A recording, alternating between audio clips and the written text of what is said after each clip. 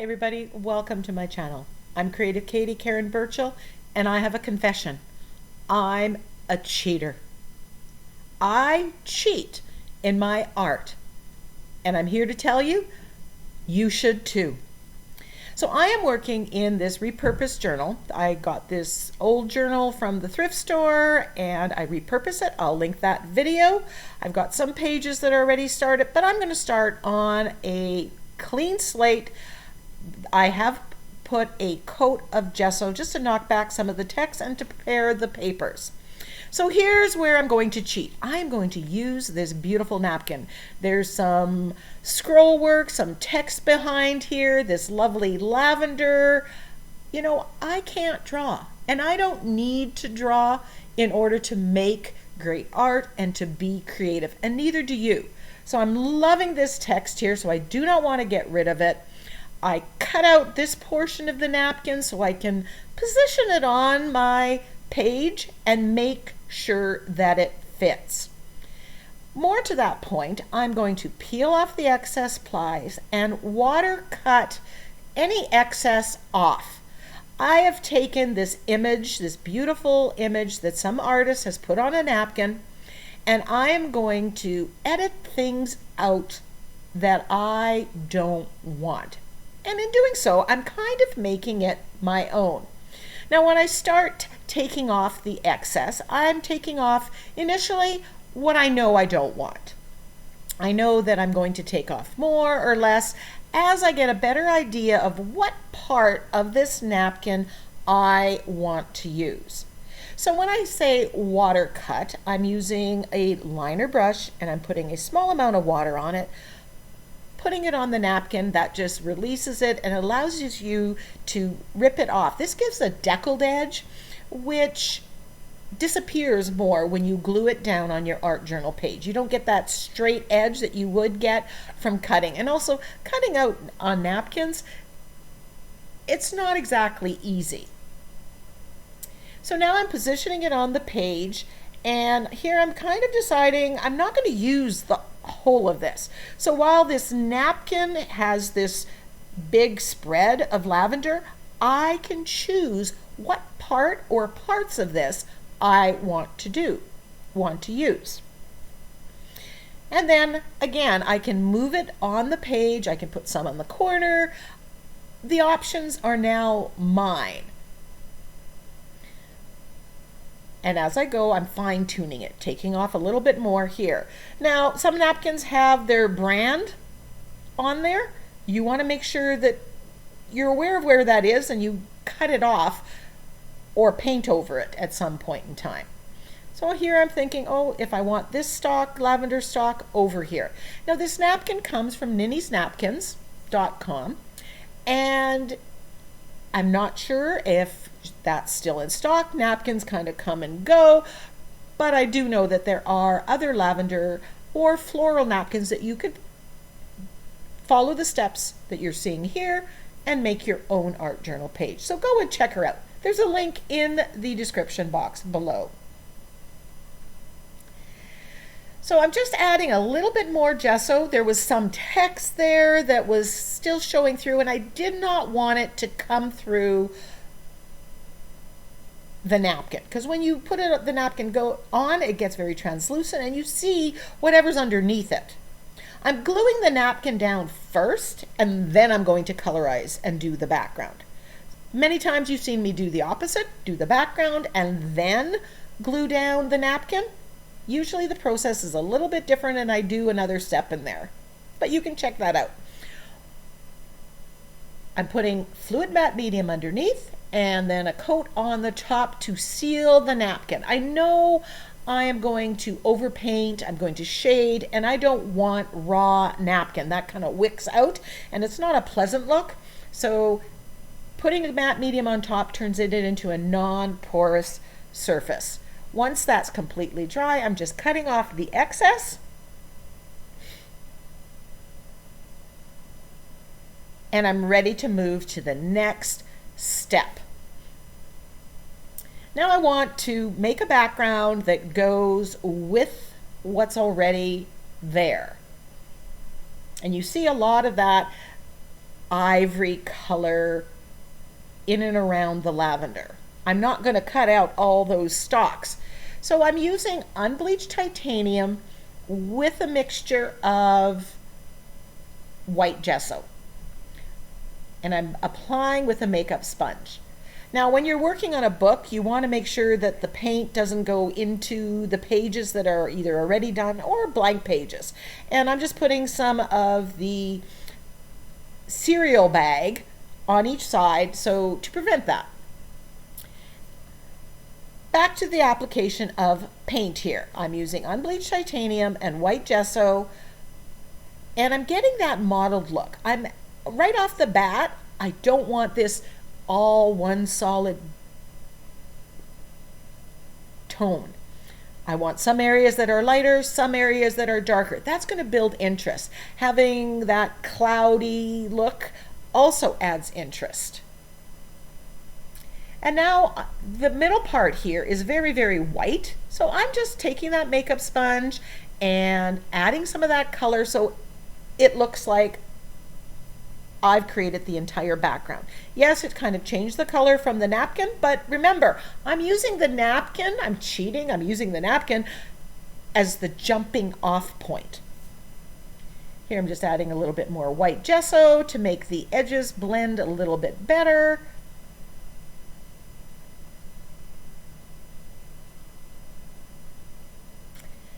This stencil is called Screen View, and I'm applying the unbleached titanium, the solid color there, and it's not showing up too much, but on this lighter side over here, when I lift up the stencil, it really shows up. So where it's lighter, I'm going to use the unbleached titanium. Now here it's darker, I put some more unbleached titanium, kind of went over the stenciling that didn't quite work out the way I wanted. Now I'm coming back with the stencil and with some white paint or white gesso, and I'm going to put lighter on the darker. So I'm using the same stencil but reversing it, and that adds interest. I'm always cautionary about using too many stencils, too many patterns, too much. Sometimes it's less is more, unless more is more. So here you can see the white really shows on the darker background. So that's one way of making an interesting background. Same tone, lighters and darkers, and going opposites.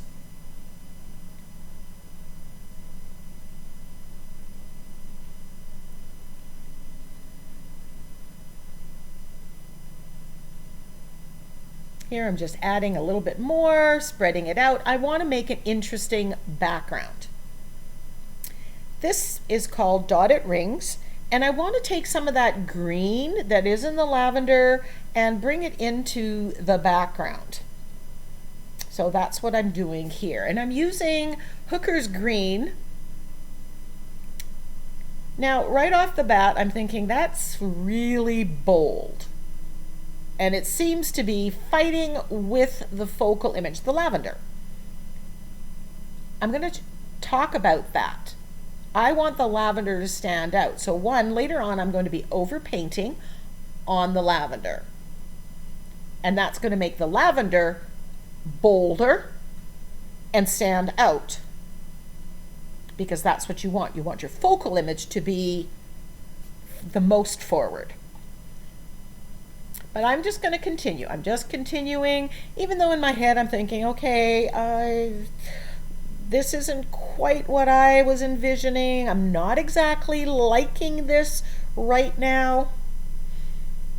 My goal here is to make it look like this is like wallpaper behind the lavender, with a bit of a vintage feel.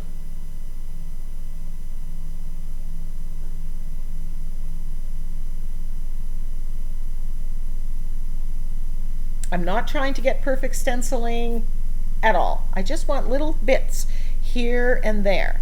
Now here's how I'm knocking back that green. I'm taking a wash of the unbleached titanium and white gesso and just watering it down a little bit and just going over top of that green. And automatically it pushes that green back subdues it, mutes it, whatever terminology you want to use. And that's going to allow me to make sure that my focal image is what's front and center. I want to add a little bit more to my background, so I've done a couple stenciling. So I grabbed this faded type Old English, and I'm using I think it's espresso, or it's a brown black, and I'm stamping that on there. So kind of keeping with that script that was part of the napkin, but I'm building on it. I used what's in the napkin, so I cheated, but then I'm also using the ideas, the motifs, and expanding it and turning it into a page.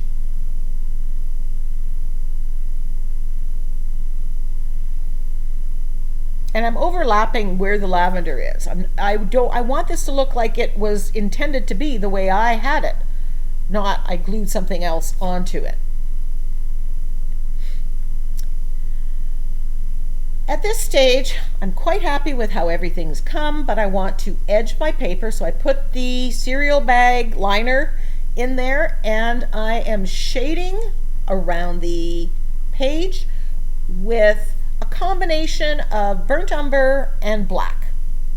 I didn't want to go straight black, and I didn't want to go just brown, so I kind of have both of them on my angle brush as I go and shade around. And when I do this, it just makes me happy. It just frames the page and just made everything work together. I just like the background better. And that's how you know when you're done. So that's why I often do the shading at this stage, because it lets me know. So let's get to making this focal image pop all the more. I want to brighten these colors. And to do that, I have some Prussian blue, gray purple, white gesso, quinacridone magenta, and I'm putting a little bit on my brush and using the liner brush, and I'm just dabbing and over painting the lavender. Sometimes I'm going exactly right on top of what was on the napkin, so I'm cheating. I'm using what was there, but improving it or altering it to make it my own. And at some point I do make extra lavender stalks that aren't even there. And at the end, you can't tell what was part of the napkin and what was part of just what I added.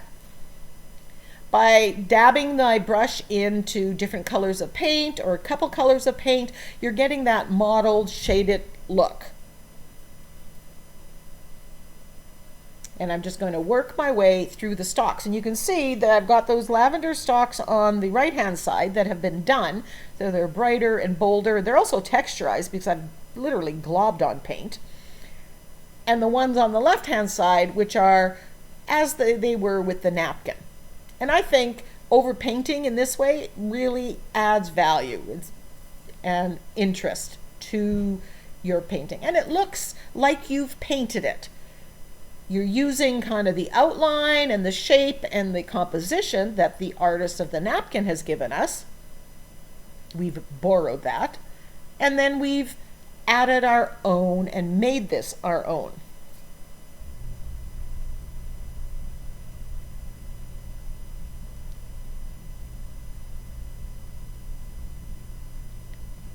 So I'm just slowly working here. And this painting lavender is so incredibly easy, because really, if you look at the shape of a lavender, it's just a dab or dot of paint.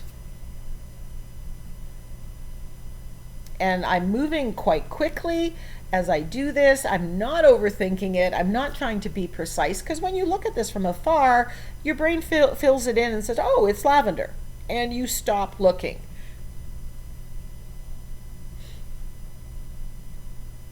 It doesn't have to be so perfect. So I'm putting some gesso, globbing the gesso in, coming with paint. Every time I dip my brush into a paint color, I'm getting a little bit of a different color or two colors on my little brush. If my brush gets too globby, I clean it off and start fresh.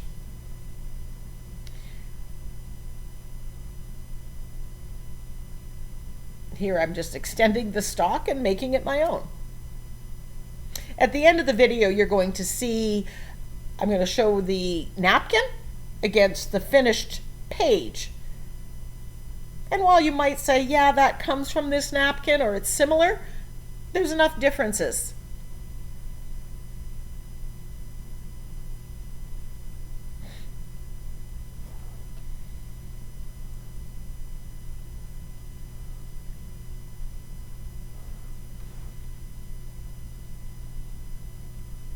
So this is a gray purple, more in the lavenderish tones. And if you don't have gray purple, you don't have to rush out and get it. Take a little gray or black and white, make your own gray, and add it to the purple that you have, and you'll get that muted lavender grayish tone. I do the same when I'm adding the green. I take my hooker's green and I add a little bit of black and white to make it more that gray olive green tone, because the hooker's green by itself is too bright. It's the wrong shade. So don't think you have to have every color under the rainbow. You can alter the colors, mix them, and match it to or close enough to what you have on a napkin.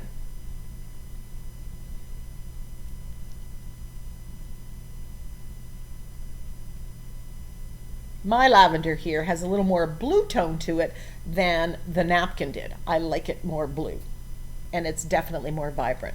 So here I've mixed up the hooker's green with some black and gray and a little bit of Naples yellow to get this olive greeny color that I like. And then I'm just going over all the greenery as well as adding my own leaves and stems where I think I want it.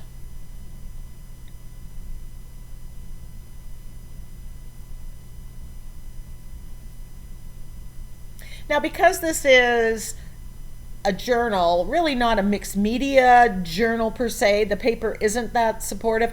I am not putting texture on here in the way of modeling paste because the papers aren't going to support that. But you could have done some of that stenciling with modeling paste, with thickened gesso, and get a more texturized look. But in this book, I am not doing that on purpose because the papers aren't as strong as regular mixed media paper.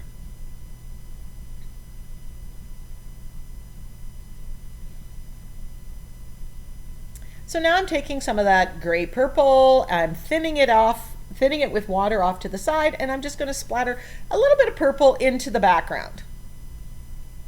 This adds to the rustic, vintage kind of look and introduces some of that color around. And you know, splatters hide a lot of imperfections and seem to make the page all work together.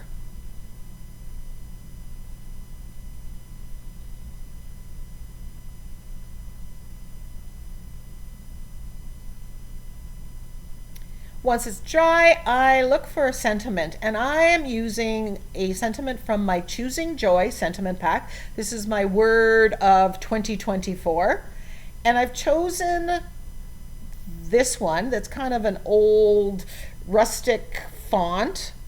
Let joy be your compass. Do what gives you joy. So that's my word, and I want to put that on this page. The page as it is, any sentiment works. You could leave it without a sentiment. You could stamp with letter stamps if you wish. Now I cut out a lot of the white, and then the white was a little too stark for me, so I'm giving it a wash with the unbleached titanium. And then I'm just gluing that down with my fluid matte medium.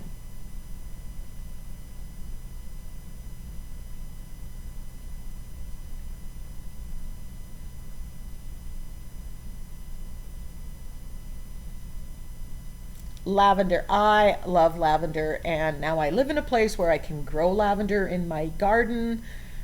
I don't ever walk past it without rubbing the lavender and smelling it. That just brings me joy. So you journal what you know or what means something to you. I grabbed my General's charcoal pencil, and I'm just doing sketch lines and smudging around the sentiment. This is just adding to the vintage feel, adding a little smudge. It got a little dark on top. It smudged on top of the letters, and I wasn't happy with that. Good thing is, the General's charcoal is water soluble, so I can wipe it off. And here I kind of wipe it back a little bit, and away we go. So there is the finished page. I love, there's lots going on in the background. There's lots of interest peeking through. I love the painted lavender. And there's the napkin. So the same, but different. So go out there and cheat. Use something that another artist has given and build on it. We don't have to start at square one. Jumpstart your creative process with a napkin, with somebody else's color scheme. Borrow from others. That's how we learn. Now go out there and get creative.